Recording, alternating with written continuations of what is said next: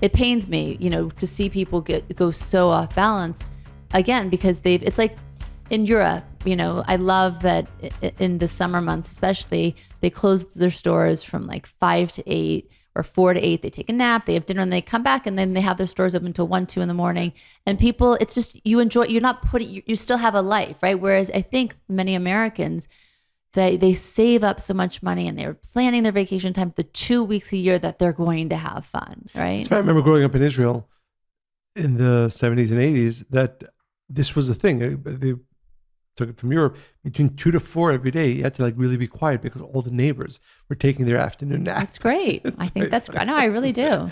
No, I don't nap. I wish that I able to. Yeah. Well, the only thing that I would add is it relates to what we were saying before.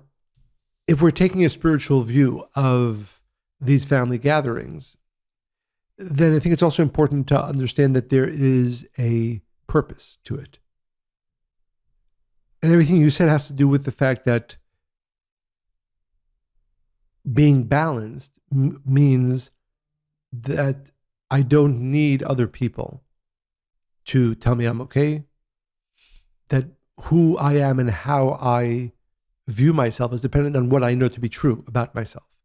So one of the ways to use these family gatherings, because maybe people don't spend time with their parents, that often, is that ask yourself, how much have I grown in the past year? How much have I grown in the past month? So that things that maybe triggered me from these family gatherings don't do so anymore, because I know who I am. And I don't need my father, my mother, my cousin to say that I'm okay. The approval part. The approval, validation. Yes.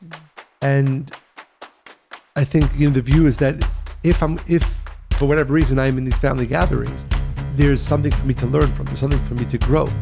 And one of the most obvious ways is by saying, okay, in previous years, these are the things or the people that triggered me.